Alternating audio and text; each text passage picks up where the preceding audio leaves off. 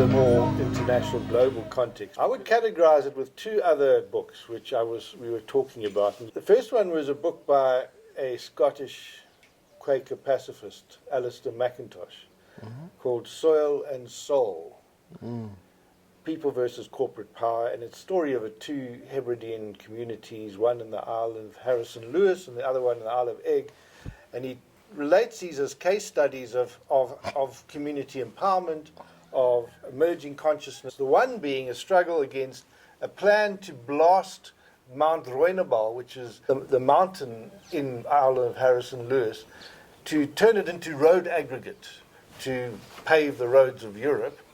And then they were going to turn it, the idea was to turn it into a loch as a tourist attraction. And it was just considered to be extraordinarily outrageous and blasphemous. And the government had approved this scheme because the economy was depressed and they thought tourism would boost and all the rest, and they would at least have some kind of beneficial exchange, my mountain for a loch and a tourism opportunity. As part of the public conscientization process and the media strategy, they invited a First Peoples shaman, Stone Eagle, from Canada, who came and testified. So they tapped into the indigenous knowledge system of a people who had a relationship with the land which was sacred, and they had him testify alongside a Scottish Presbyterian theologian.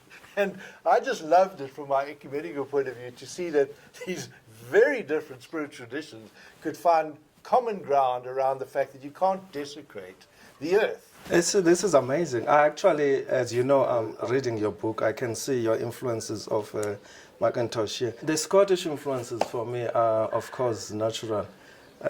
Most people don't know that the Scots actually were the leaders of Western Enlightenment, what we call Western civilization enlightenment. And especially their respect for the land. And then how they hold the land as sacred, all the Gaelic people actually, so which includes Scots and the Irish. So it's very similar to how the Xhosas relate to the land themselves. You understand? So which is why the commonalities are so obvious to me. And of course the links for me goes to the fact that also I'm married to a Scottish woman. The other one is about a group of islanders, the Crofter community in the Isle of Egg, who were able to successfully buy out the laird, who had owned that island as his own sort of little fiefdom, and who had acted in a very sort of patronizing, paternalistic manner towards them, and they actually restored it to communal land ownership, and it had huge ramifications for Scottish land reform and a reawakening towards the soul within the soil. So that was one story, and I got to know Alastair, and he's been helpful to me in my work as a backstory to help me to follow and see the same pattern. And one of the things Alastair said to me in my writing, he says, John, people are not going to be particularly interested in your own little story. You've got to write your story in such a way that it taps into the universal story that everybody can relate to. This story is universal. I might have particularized it around the Xhosa people, but it's a universal story. And then if you are a human being, you'll identify with the universal tendencies and all those things. So even like the ladies I was talking about of this gap between the covers, the other lady was saying to me, sometimes when I was reading this book, I got so excited that I even felt like how I envy the Xhosas, because I wish I was a Xhosa and this was my story. She was Betty. But then I said to her, but then you're confusing issues if you're looking at it that way. I might be particularizing on the Xhosa nation and Maqoma in particular. But this story of colonization and the destructiveness of colonial system happened everywhere. Especially among the black people. So all you need to do is just to remove perhaps your Maqoma and put your chief, and then you'll see that it's the same story. It's the same story all over again, and it happens. It's still happening now, because when Amaxhosa were invaded into a crisis, that crisis hasn't been solved. This is why we are here now. And that was the whole point of me writing that book, because I started asking myself this question: how did things get to be where we are? Do you understand? And if so, how do we correct them? Yes. So it's fascinating to me when you think about it, how the commonalities. So what you're talking about, the universalities of all our stories, it's there. The universalities for me of literature, of course, I aspire to what Goethe say. That is the universal literature, the kind of thing, because we're all human. Now, the as I other said. book, which actually I would put your book as being very helpful, is sort of wells to drink from. And as I was trying to get my mind around this, was a book by a white male who was a journalist here during the apartheid era, Graham Fish. Now, Graham had written a book on Moorosi, King Moorosi. Oh of yeah, the you were telling me Maputi this about. people, which you didn't. And I just don't found know this it. as a chilling kind of like parallel story that describes very much what Makama had to go through. Just to give it people a very brief summary, it's about King Moorosi, who in the late 19th century was the king of the Maputi people, who were grouped as together with the Masutu and just assumed to be one cultural community, and as a protectorate of Britain, and they sent their magistrates to basically preside over them. And there was a emerging conflict between the British imperialist magistrate Hamilton Hope, who then tried to sort of impose his authority, provoked a rebellion led by King Moorosi, who then was able to successfully defend Mount Moorosi, as it's now known, in Lesotho, against the attempt by the British colonial forces, the Cape Mounted Rifle, to basically bring him under discipline and control, because this rebel couldn't be tolerated. So Graham does a very interesting historical inquiry, also an historical novel, also with a bit of a romance sort of weaved into it. Not as much sex in this book as yours. Hey, young people, did you hear? There's sex in my book. But the interesting thing is, what really made it quite chilling is the reason I discovered this is because in the second assault on Mount Moorosi was led by a captain in the Cape Mounted Rifles, Captain John Thomas O'Connor, who was my great uncle. Wow. And he had gone and done the same research I was doing in the Corey Library, had found John Thomas' his diaries, found his battle reports, and had written historically accurate account of that incredible battle. That's amazing. And my great uncle was now the guy in command. And in his diaries, he talks about his own tortured sense of having authority and trying to be as supportive to people and having to limit loss of life and all the rest. Just parallels so beautifully with the story of Makama and the story of Alastair McIntosh and the people in the Hebridean Islanders. So these stories are becoming the secret reservoir of values in a whole new way. And remember that lovely quote I shared with you. It's common to resist a truth, but impossible to withstand a story. How do we help each other as people who are desperately concerned about the state of the planet and the world and our country, our politics, to be inspirational to young people? And I'm thinking of our camera woman behind me who's sitting there, and I'm just wondering what she's thinking. There's old people saying things they don't know.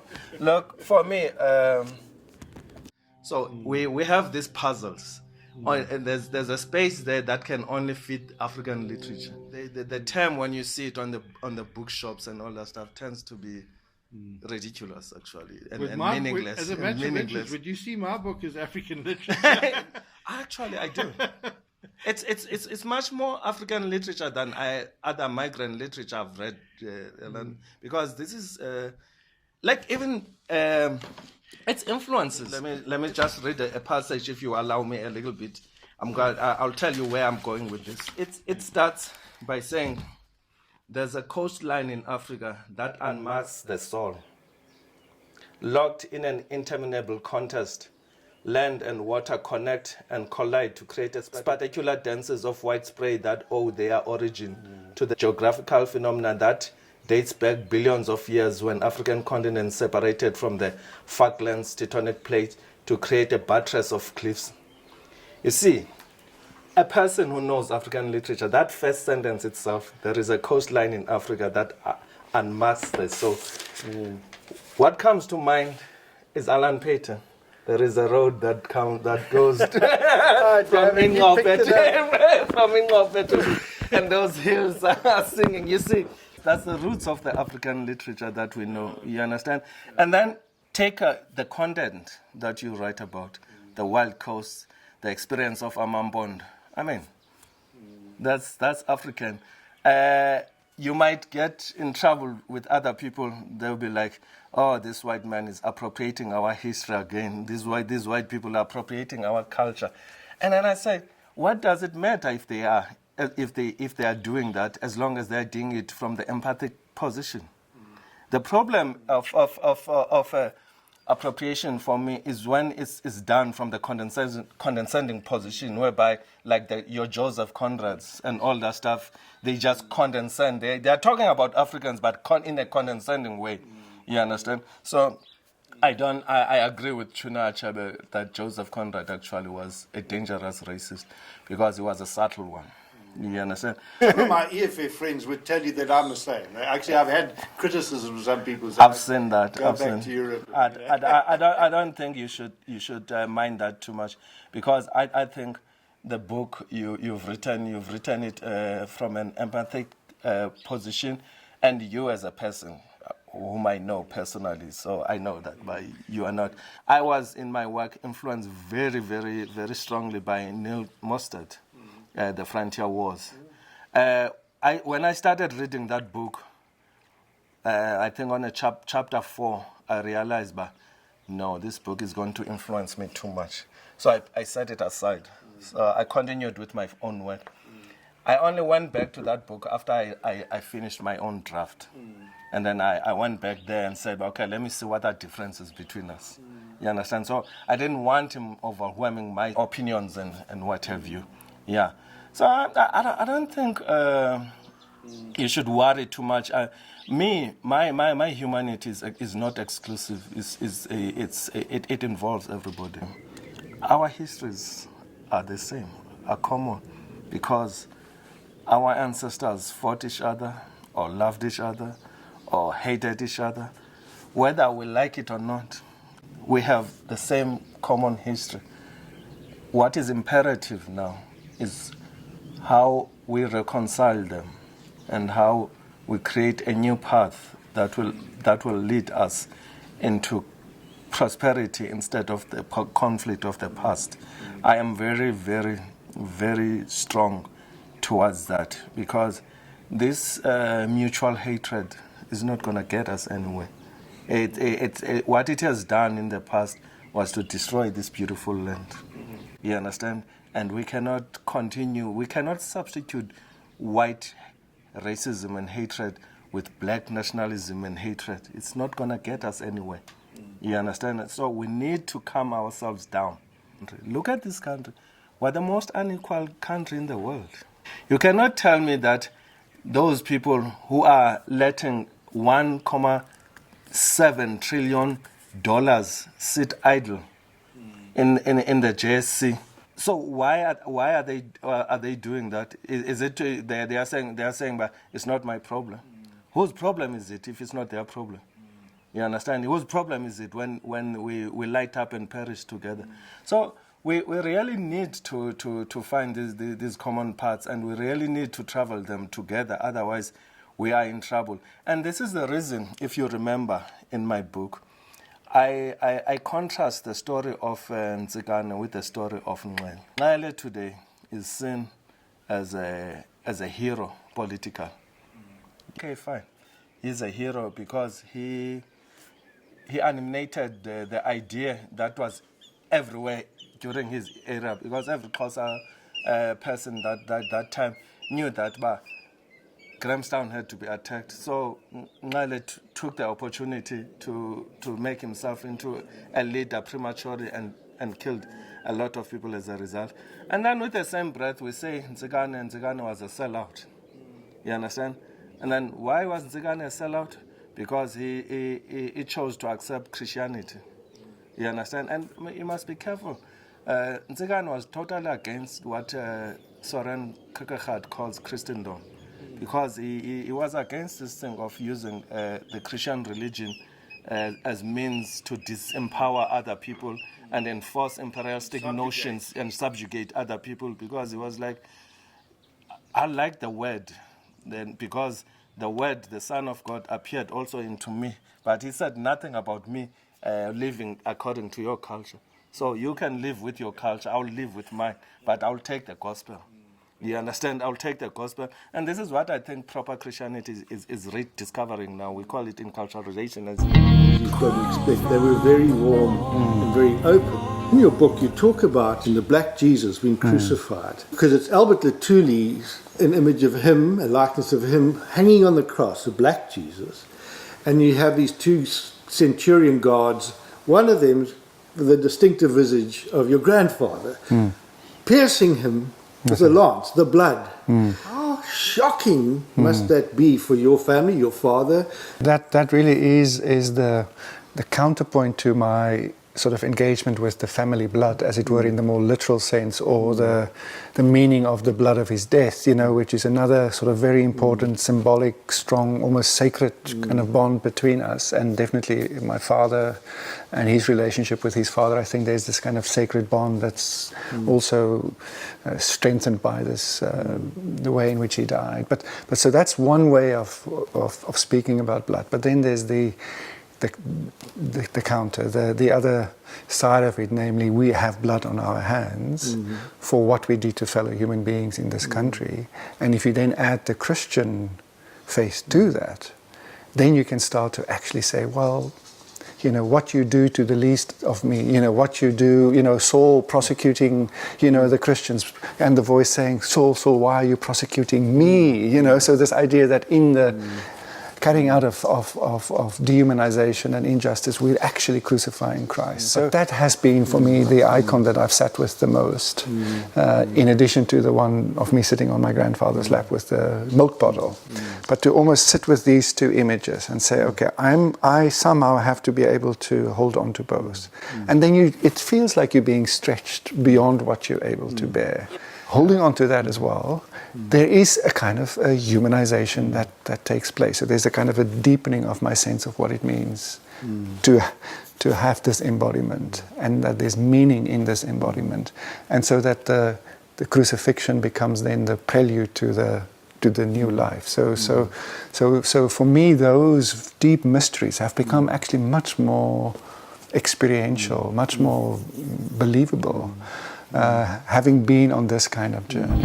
So Ntsegane to me was my hero, and his trend of black people, his followers, are what became actual educated black people we know today, because they followed up into the missionary stations, went to school, went to university, they established the fortes, your Lovedales, your fortes. You can keep Ngale for me, which is Makanda. I'll take Ntsegane.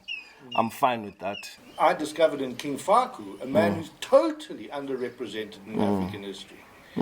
Yet we get a lot of emphasis to King Shaka, and I was a little bit sort of nervous about not inflaming kind of that thing. And my concern I have is I feel in some ways quite powerless because I've had it. I'm privileged. But for me, we say that.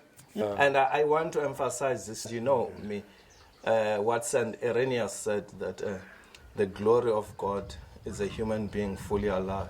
But yeah, let's finish on that question of being fully alive, because you know we have a narrative is very death-defining in terms of just fear, anger, sense of destruction.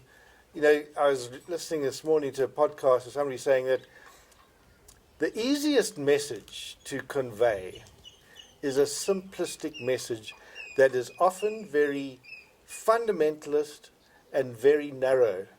But it's those religious fanatics who seemingly get their message across more easily. One of the great intrigues about Shakespeare is that you've got these two characters. You've got Hamlet and you've got Macbeth.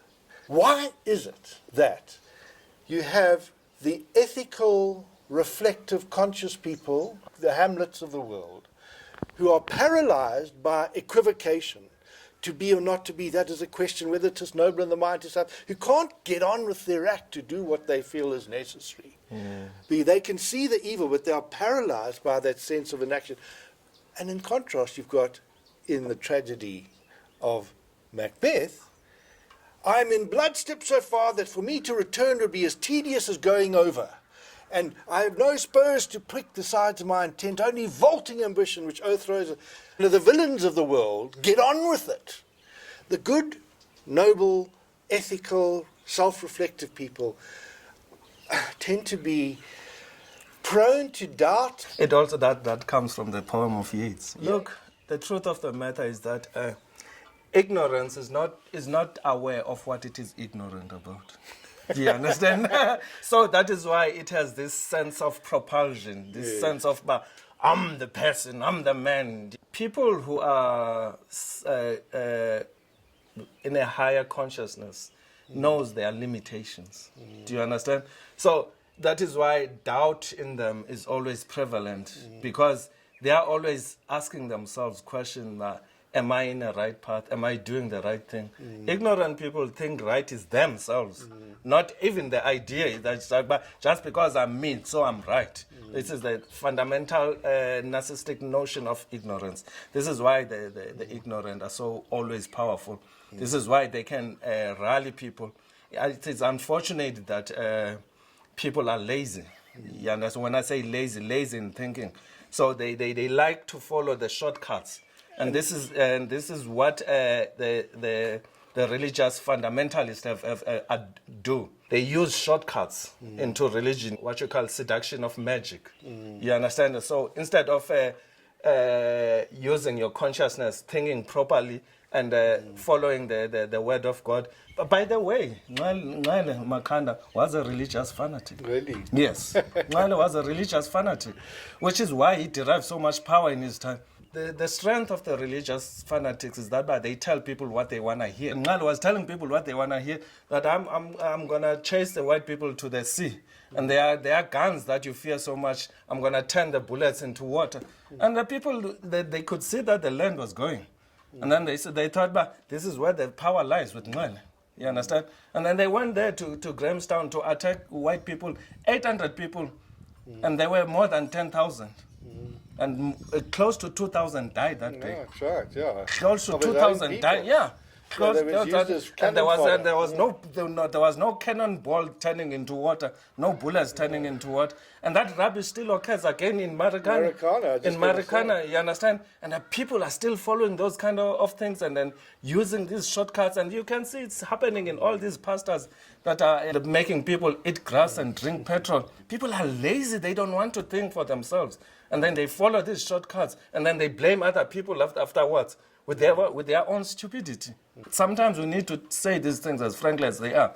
You understand? So unless we establish ways to safeguard ourselves and get into the path of proper thinking, we'll never develop ourselves because we cannot be held hostage by superstition. And sometimes people use culture as a superstition. Let's talk about our tribal affiliation to our Catholic faith. Part of me wants to just walk away from it because I see the patriarchalism and all that nonsense and superstition and that thing. I mean, I was brought up with a very superstitious worldview. Fortunately, found my way into a bit more of an education, got theologically educated. I can't see us getting on to grips with the existential crisis that we're in without some sense of a transcendence that actually empowers and gives us perspective that we didn't create life, it's not and therefore we must respect and honor it. One of my Facebook friends just said the other day that there's a teenager who's committed suicide because of the terror she's feeling about climate change. And implicit in that is a criticism towards people like myself who are saying, listen to Greta Thunberg, listen to these youngsters, and they say, you're creating a sense in which children are getting deeply depressed because your children are younger than mine. Let's talk as fathers who are really concerned, it's going to be responsible in terms of not scaring the shit out of people. And our children don't get influenced by what we say. They get influenced by what we do, not what we say. There is a lot of talking, even within the church, our church. There is a lot of talking, but there isn't much doing. Just like the world of St. Francis, the world now does not need preachers, it needs saints. This is why St. Francis went out of his way to become a friar, a wandering friar like that. And God is always protective of the church. And then when he saw what was happening with the church, he gave it a leader that is good for these times, for this era. And the problem now, that leader is being attacked by his fellow cardinals and bishops within the church themselves, who are used into this status quo because they have vested interest in it, and they want this continuation of this patriarch.